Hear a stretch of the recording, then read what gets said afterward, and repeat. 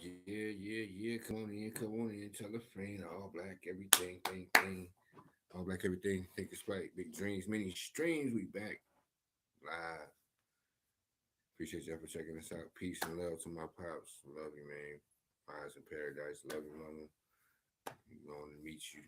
You know, and y'all on to y'all next mission. And it's so overwhelming, but we here doing our thing, man. Everything dedicated to you, to y'all. Peace and love. Coming back at you when the world was black.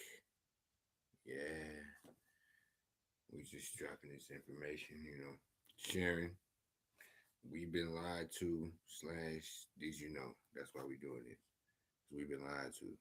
It's time to uncover the lies, peel back the onions, because it's a lot of layers. We just doing our part. Like and share, subscribe, and thumbs up like you're hitchhiking. Where we at? Oh, hold on, my bad.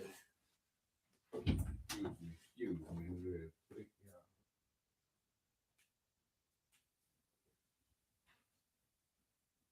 You know what I'm gonna do is there we go. Sorry about the pause. We'll be back. We back. Here it is. Talking about what did the original people look like, huh? Truly. Do your own research though. You know what I'm saying? We just sharing this information. It's only information. You gotta do what you do with it. I'll have to use some concepts from population genetics to explain, he says.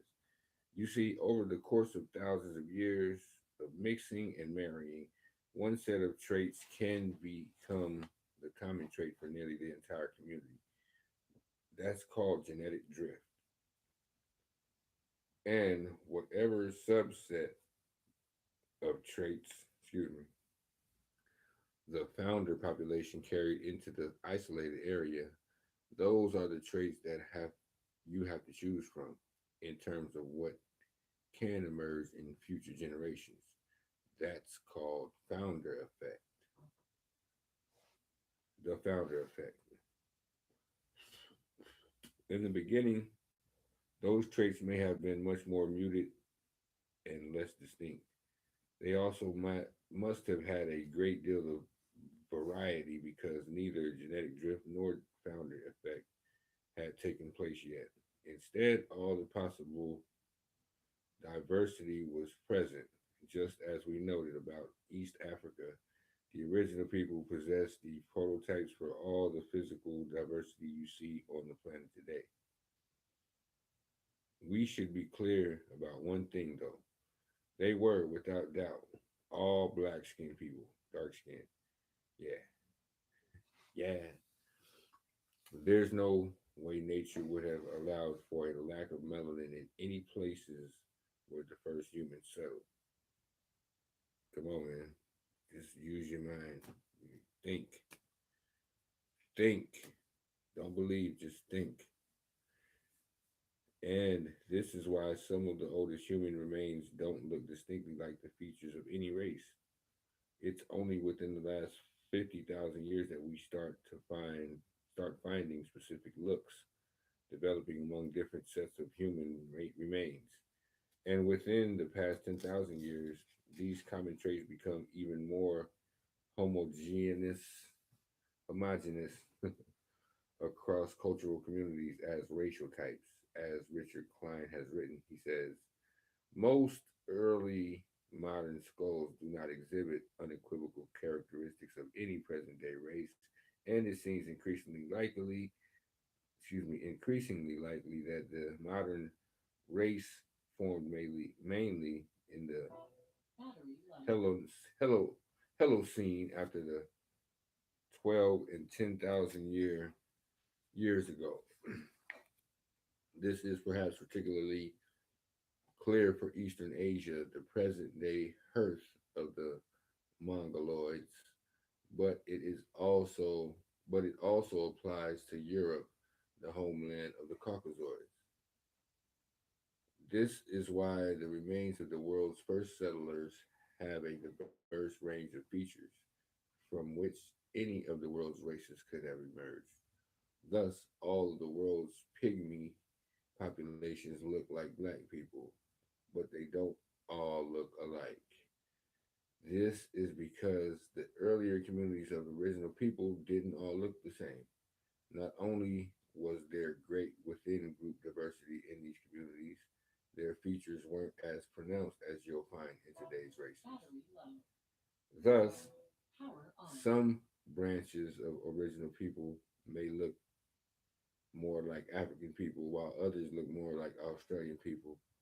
You might think of those two groups of people and imagine a very clear difference. Yet, 50,000 years ago, these people looked much more like each other than they do today. This is why when Neves describes the earliest human remains in the Americas, he says they resembled present Australian, Melanesians, and sub-Saharan Africans. There's no way a set of remains can look like all those people unless that they had the prototypical features of all those people. This is why the original people were quite literally the origin of all people. They were the prototypes not specifically aligned to any one racial type, but don't be confused in the least. They were black anthropologists, they were black. Anthropologists have tried to call many of the oldest humans exclusively Australoid rather than using the honest description Neves employs as a means of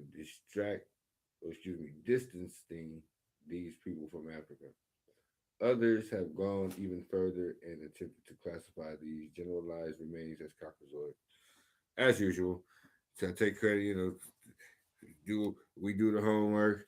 They erase our name, put their name on it, the usual tactics, batches.